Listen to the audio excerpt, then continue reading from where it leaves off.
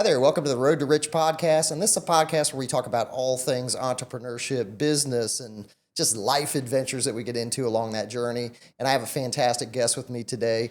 I'm very excited to have Liza Galindo with me today from the Galindo Law Firm.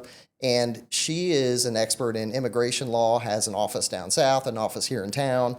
And we're going to talk about all kinds of stuff today. So I'm super pumped to have you. Thank you for being here. Thank you for having me. It's a pleasure to be here. Awesome. Well, let's start by talking about how you got into a career in law and specifically how you got to open your own firm. Tell me about that journey for you. Okay, so I got into immigration law or to become a lawyer because I love to fight and challenge the law Yeah. when possible. So that's why I got into law in the first place. And then I opened up my own firm back in 2011. When I graduated law school, I worked for a firm, got some experience, about 5 years. And then towards the end of that, I was basically running the firm. And I thought, well, why not for Why myself? not do it for me? Yeah.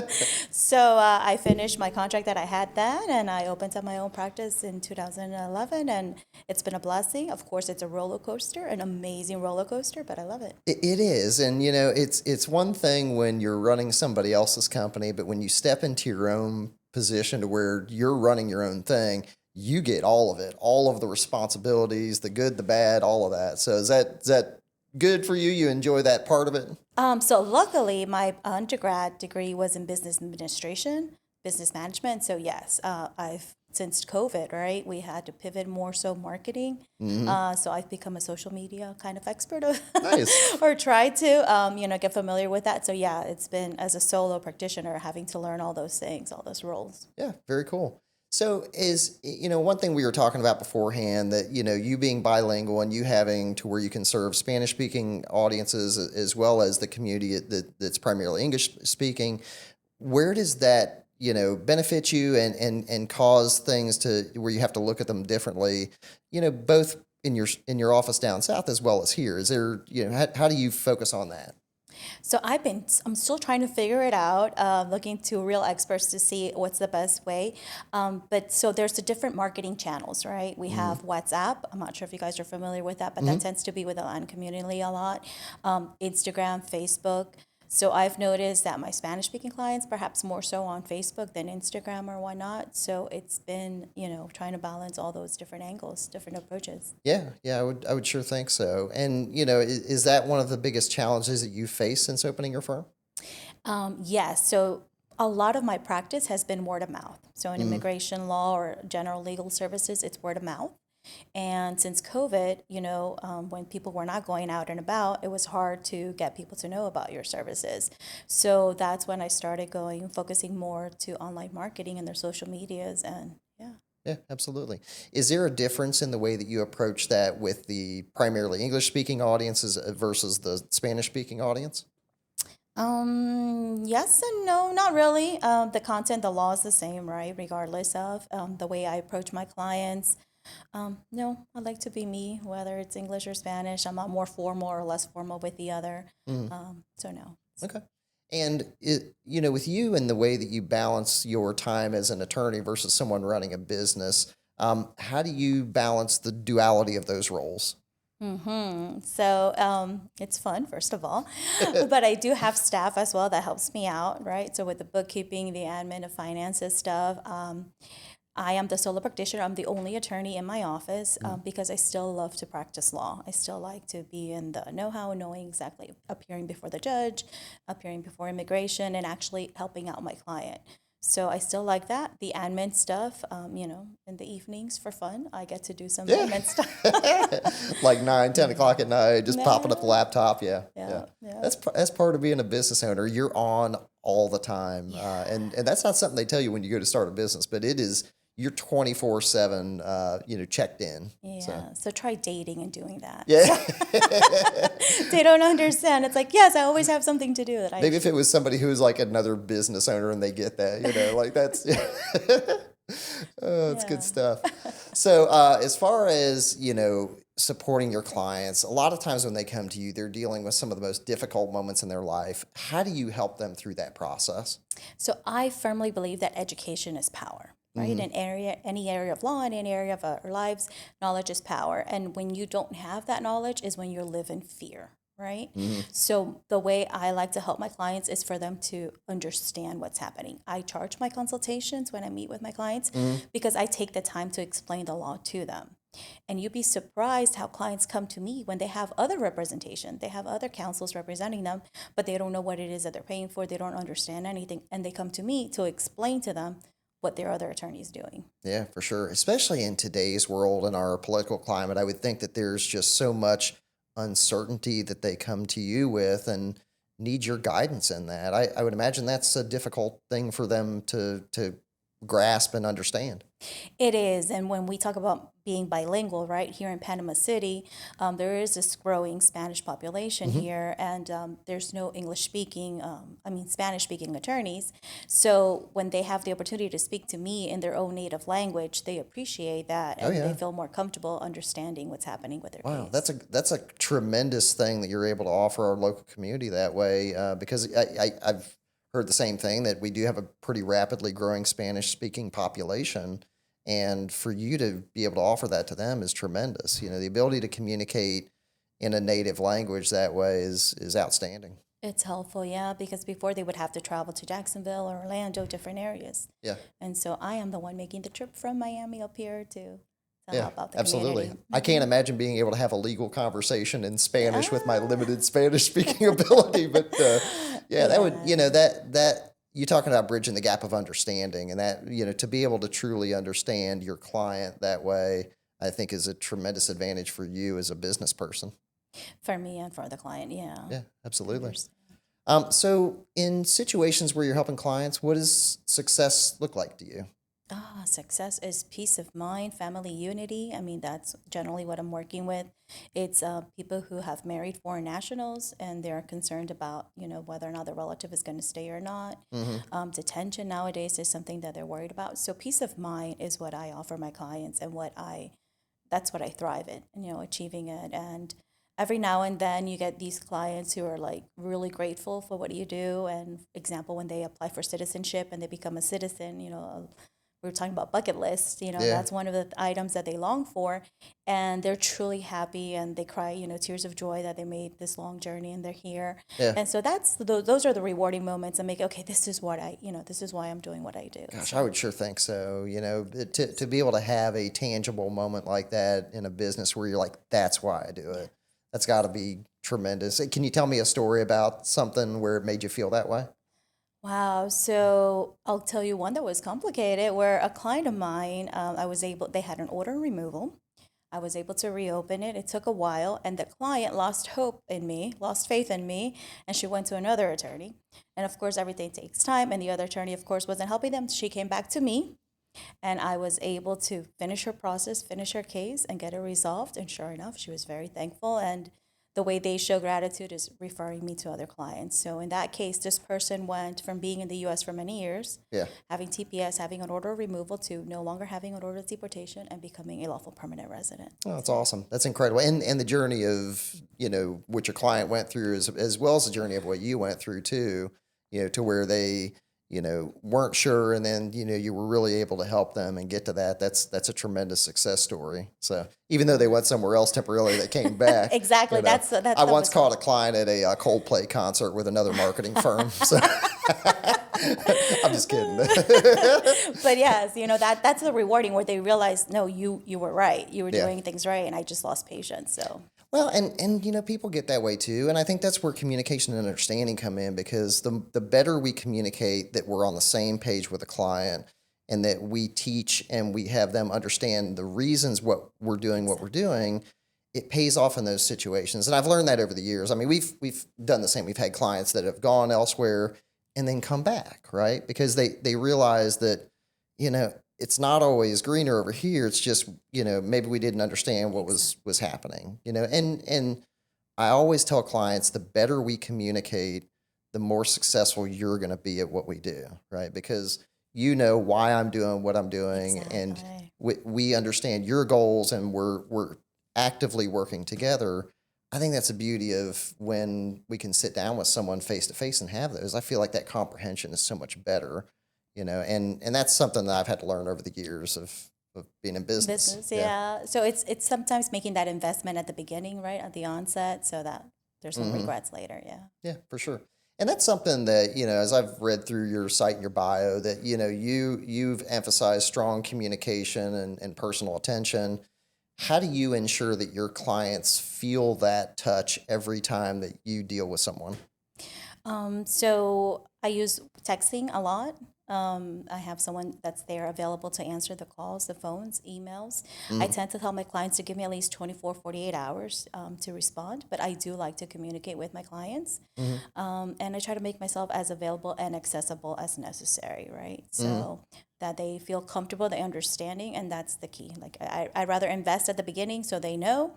And as we progress, it's generally a smooth process because I make sure at the very beginning that this can go somewhere, Yeah. so that there's no hiccups along the way. So. Well, I would think when your clients have needs that they're concerned about, a lot of times those have got to be fairly urgent in nature that they're very concerned about, and would love to be able to get a response. And so I would think that would be pretty critical to what you do. Yes. Sometimes they think it's super urgent, Yeah. but it's not. The house is not on fire. Yeah. So it's also, again, it's a matter of balancing it. So urgent would be, someone just got detained. Yeah. So detained clients, which we're seeing more of, that situation, it's an emergency. Yeah. Versus, I married someone and I want to file. Yes.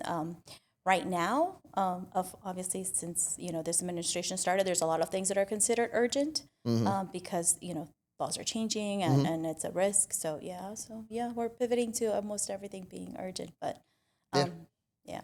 How do you, as a business person, make those delineations? Because I've talked with my staff a lot about, having our boundaries, but then at the same time, if it is truly urgent, being able to be quickly responsive. Because I think in today's world, being immediately responsive to people is super important on the customer service end. But at the same time, we all have lives that we have to live, and somebody calling at 6 a.m. on a Saturday morning, like it really should be urgent, and sometimes it's not always that way. How do you deal with that, and how do you delineate what's truly urgent? Okay, so some of my colleagues, and I've contemplated implementing it, right? We have the fine print. If you contact us in the weekend and you think it's an emergency, there's an emergency fee that if you're willing to pay it, then, okay. But generally, no. So when you dissuade them with an additional fee for sometimes things that are unnecessary. But then also, if I have some downtime, I like to take advantage and respond. And so I always establish that rule. If I'm free and available, I'll respond and I can reach out to you on the weekends. But But that's your call. That's me. Yeah. You wait till Monday through Friday. And if I don't respond on the weekend, you can't get mad because, it's a freebie. Yeah. Otherwise, Monday through Friday, yes, you are entitled. Well, especially when it's primarily you that's doing that kind of stuff, and you're doing it. We've grown as a staff to where we have like 20 people now between my companies, and I have enough people now that where it's not just me answering those calls. But I remember back where I felt like I had to do it all the time, and I was constantly on. And I bet you if somebody had called me at 3 a.m., I would have taken that call, and but maybe I should have charged $1,000 an hour for it, but I don't know, maybe I wasn't that savvy back in the day.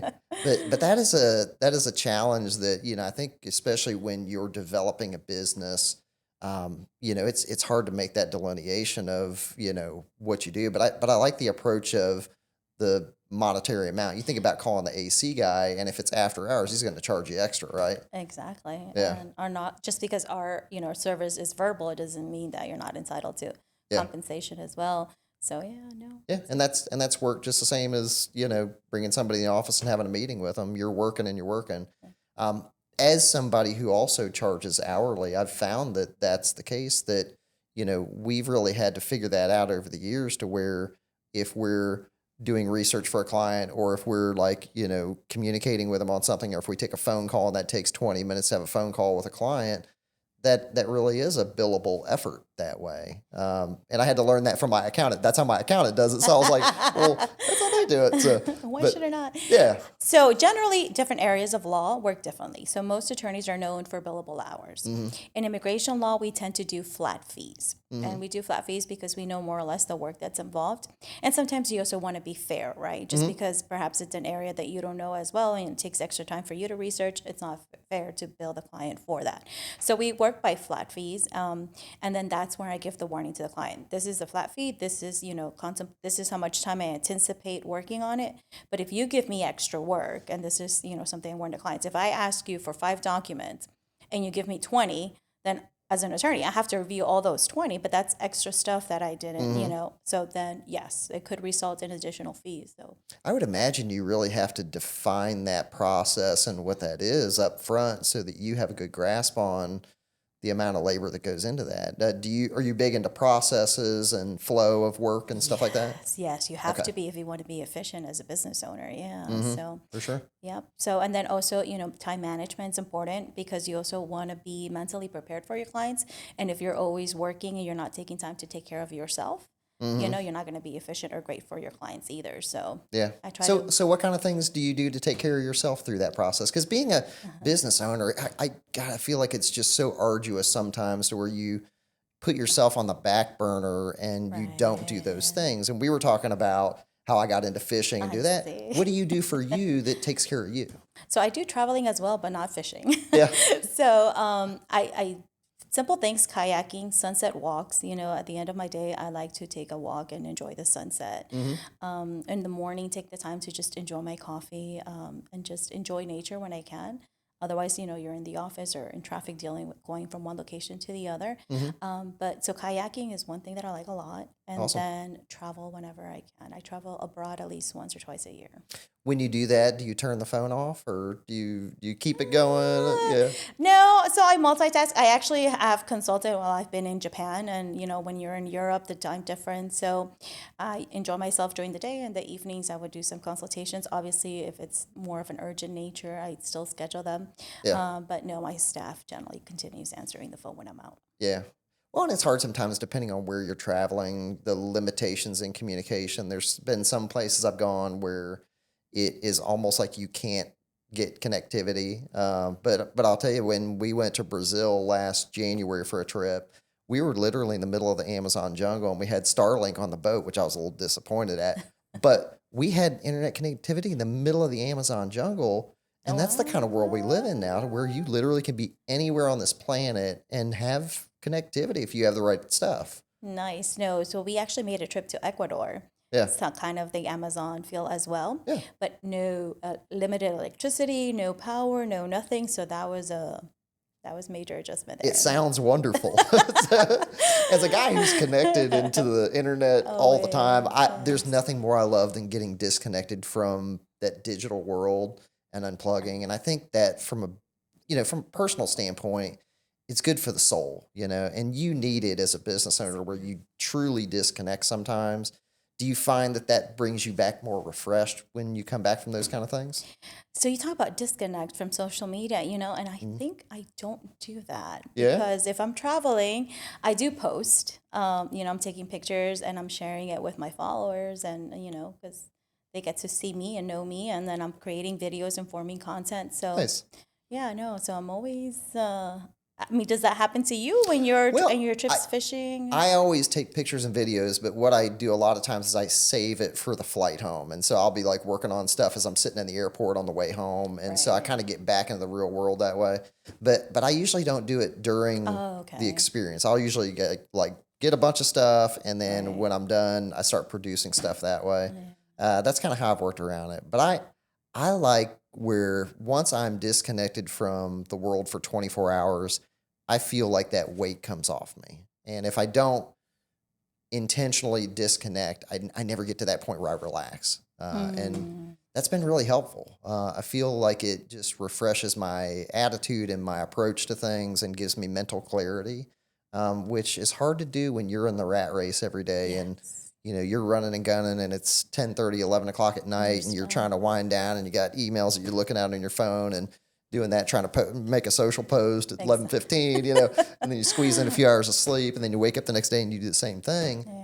It's tough. It's tough, but that's why you get a dog and you hug them and you take a break. Yeah. So that's how I de-stress as well. Now that's an office mascot, right? Yes. Okay. Now I saw on the site you got 2 office mascots? I Is had that right? 2. I had the little black one that I got when I had started practicing law in 2006, but he passed away in 2017. Oh man, I'm sorry to hear that. Yeah. Yeah, I got an thank old 15-year-old dog that he's he's doing okay, but he's kind of blind, kind of deaf, and Yeah, that he's starts hanging in happening. there. Yeah. But yeah, you got to love your babies. You So do, and you got to take time for them as well. So he comes to the office sometimes, and he's a good nice. boy. They're good boys, and they sit there and Yeah, yeah. So it's that's a good. stress reliever, They both behave for themselves in the office. they Yeah, do a stress relief for the client. It was so funny. The little black one that I had, you talking about going blind. yeah. He was so used to standing by the door to guard that even though he was blind, he would still stand by the door, thinking he's guarding. So That's nice. it was Well, good. good. Well, and that's, I always feel like that kind of creates a more home environment for the office too. We're a kind of business where we're pretty casual in what we do, and people come in and it's pretty chill. Do you find that making the office have pets and that sort of thing, like, is that put you in a place where you're more comfortable and feel like it's a place you want to be at 10, 12, 14 hours a day? So, Yes, yeah. it's helpful. And I noticed for the staff as well, Hmm. So you're passing by and you see a cute little dog, you smile, Hmm.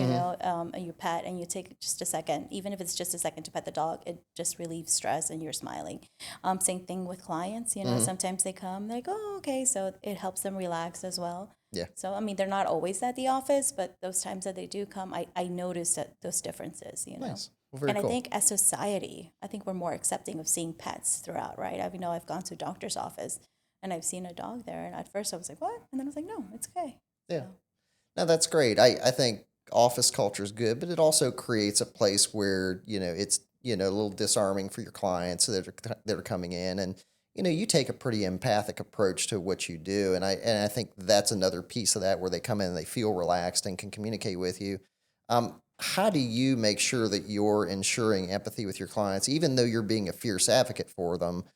How do you walk that line with it? interesting. So I can be laid back and chill, but when it comes to the office and working, I am on efficient and sometimes I have to say I'm not your best friend. You're hiring me to be your advocate. You're Hmm. hiring me to be your attorney.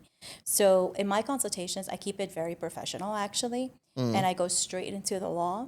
And I recently received feedback from a client of mine who had done a consultation and they were shopping around, consulting with other attorneys. And they said to me, I like your approach because you went straight to the law, straight to the issue at hand, Hmm. versus another attorney that was trying to be my friend and, keeping it super casual. Like, I didn't come to consult to somebody to be my friend. I came here for the law Yeah. because I need an expert. And so I do that. Time is money. I'm the only attorney, so my focus is the law. And I have my office, and sometimes when somebody needs an extra minute to talk or stuff, so I have Esther in my office that's there to help me with that. Nice. Very cool. I agree with you though. I think that when people come in, being friendly and all that is a fine component of it. And I think that's important, to be able to feel like you have a connection and a rapport with somebody.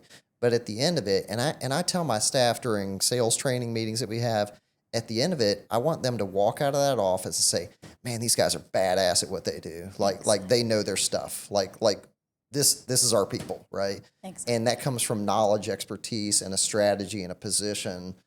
And so I agree with you taking that approach that way. And you know, I think a little of both is good. Right. But when they walk out of your office, I would assume that they feel the same way. That they're like, "Man, she's on top of this. Like, She this is knows my it. person." Exactly.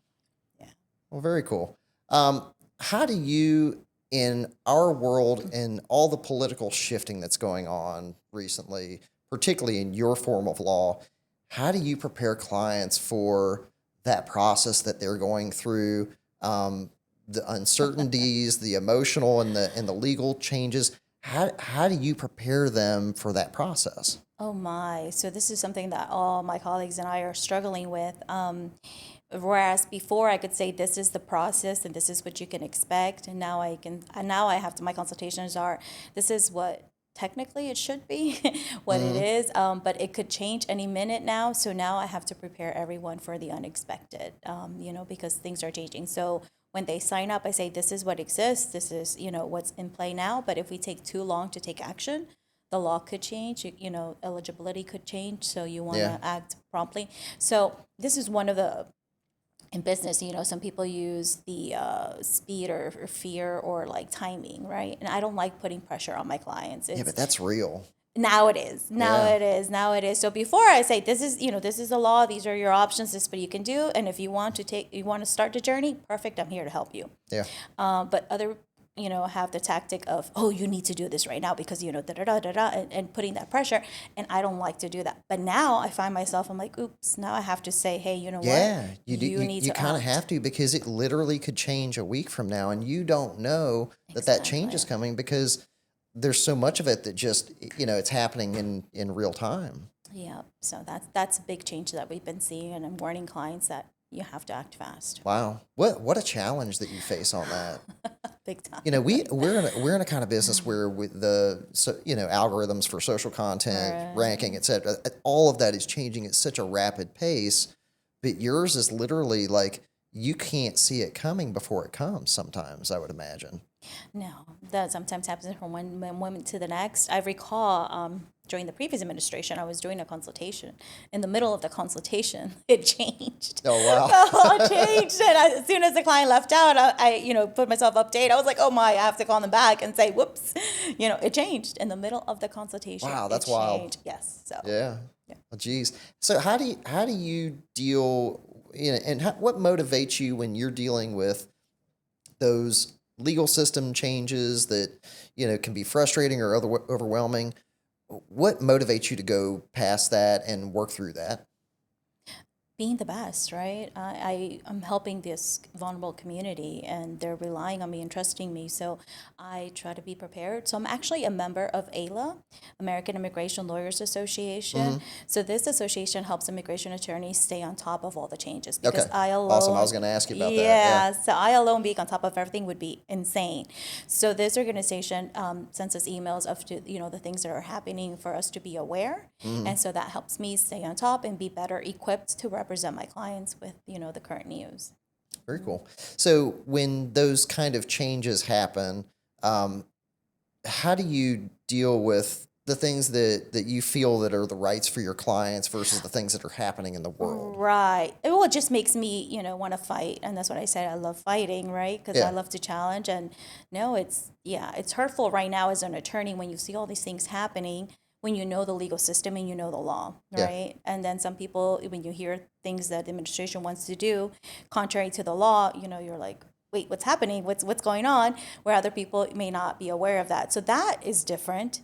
And it just makes you want to be a better advocate for your client, at least for me. Yeah, for sure. And I'm sure that takes a ton of work for you to be able to work through that.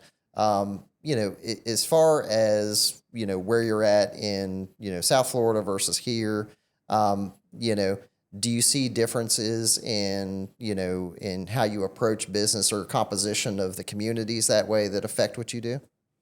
No, so where the differences lies are the immigration offices, or the field offices, as are they're called. So in South Florida, because there's such a bigger population, the timing process takes longer, right? There's more cases, so the offices are working slower.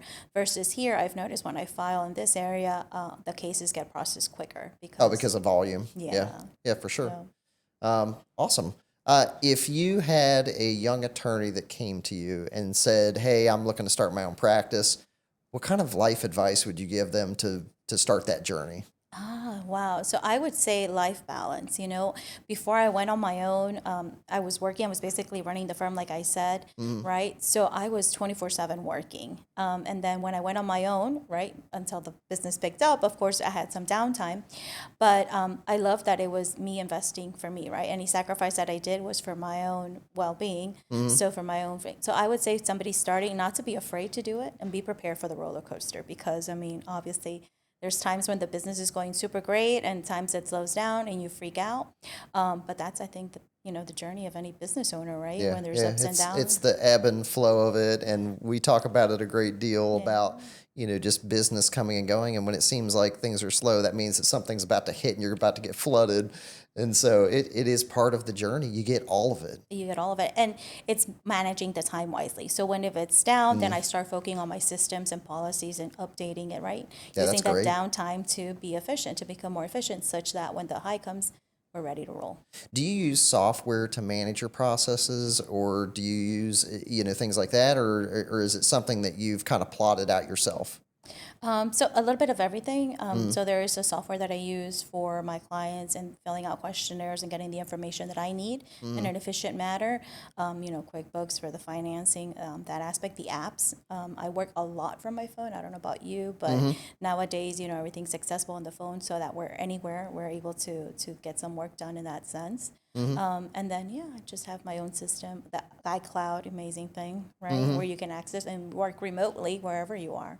Yeah, and that's a beautiful thing that, you talk about 15 years ago, you couldn't do those same kind of things. But yeah, you literally can be anywhere in the world and do what you need to do and be able to do it quickly.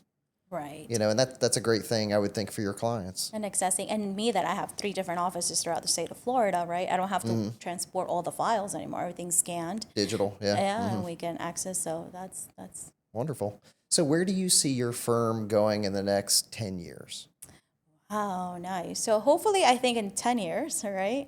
I might be closer to the retirement age, perhaps. Although I don't look at that, right?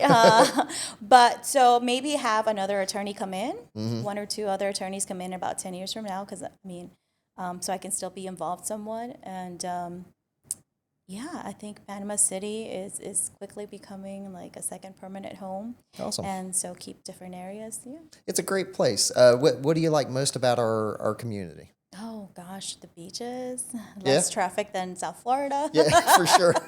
So People complain about traffic here, right? Oh, they don't know. But it is not like that, right? No. I think a lot of people haven't experienced big city traffic, and I came from Baltimore, D.C. area, so it gets wild sometimes, and my 10-minute commute to work now is nothing, right? Compared to, same here. Mine's 15 minutes, but Yeah, it's pretty rough. So that is, and it's amazing over there.